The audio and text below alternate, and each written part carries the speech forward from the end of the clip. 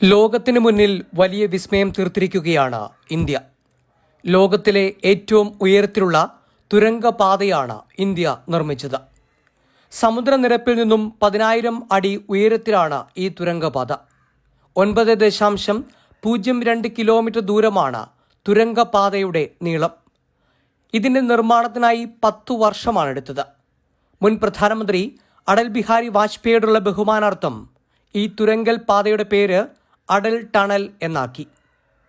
ഹിമാചൽ പ്രദേശിലെ മണാലി ലഹൌൾ സ്പിതിയുമായി ബന്ധിപ്പിക്കുന്നതാണ് തുരങ്കം. ലഡാക്കിലേക്കും ലേയിലേക്കും ഏത് കാലാവസ്ഥയിലും ഏത് സമയത്തും പോകാം. നിർമ്മിച്ചത് ബോർഡർ റോഡ്സ് ഓർഗനൈസേഷനാണ്. സൗത്ത് പോർട്ടലും നോർത്ത് പോർട്ടലുമാണ് തുരങ്കത്തിന്റെ ഇരുമുഖങ്ങൾ. തുരങ്ക നിർമ്മാണത്തിനിടെ പലതവണ മണ്ണിടിച്ചിലുണ്ടായി. ആളപായമുണ്ടായില്ല. മണ്ണിടിച്ചിലും മണ്ണൊലിപ്പും രൂക്ഷമായ ഷിയർ സോണായ 600 മീറ്റർ പൂർത്തിയാക്കാൻ 4 വർഷമാണ് ബോർഡർ റോഡ്സ് ഓർഗനൈസേഷൻ എടുത്തത്. 3 ഷിഫ്റ്റുകളിലായി 24 മണിക്കൂർ 3000 തൊഴിലാളികൾ പണി ചെയ്താണ് നിർമ്മാണം പൂർത്തിയാക്കിയത്. മലയാളിയായ കണ്ണൂരുകാരൻ ചീഫ് എഞ്ചിനീയർ KP പുരുഷോത്തമന്റെ കീഴിൽ 770 എഞ്ചിനീയർമാരും അത്ര തന്നെ സൂപ്പർവൈസർമാരും ഈ ഉദ്യമത്തിന്റെ ഭാഗമായി. 4,083 കോടി രൂപ പ്രതീക്ഷിച്ച പദ്ധതിയുടെ ചിലവ് 3,200 കോടി രൂപയിൽ ഒതുങ്ങി.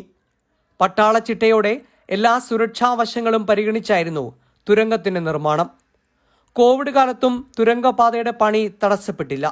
ആർക്കും ഇവിടെ കോവിഡ് പിടിപെട്ടതുമില്ല.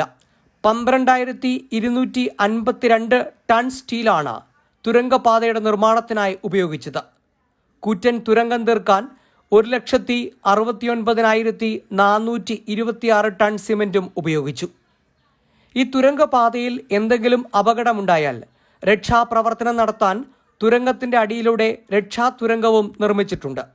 ഇതും ലോകത്ത് അപൂർവമാണ്. തുരങ്കത്തിന്റെ വീതി 8 മീറ്ററാണ്.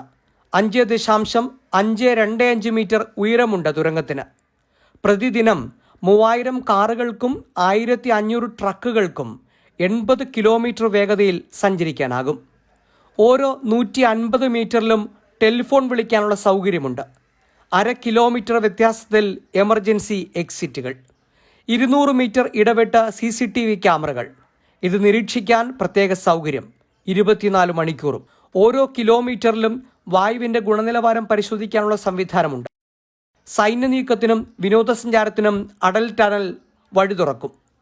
മണാലിയിൽ നിന്നും ലഹൌളിലേക്കും സ്പിതി താഴ്വരയിലേക്കുമുള്ള യാത്രയ്ക്ക് 5 മണിക്കൂർ വേണമായിരുന്നു.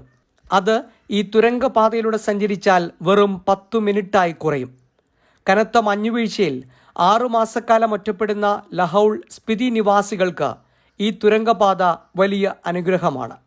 കിഴക്കൻ ലഡാക്കിൽ ചൈനയുമായി സംഘർഷം തുടരുന്ന സാഹചര്യത്തിൽ സൈന്യത്തിന് നീക്കുപോക്കിന് വലിയ സഹായമാണ് ഈ തുരങ്കപാത.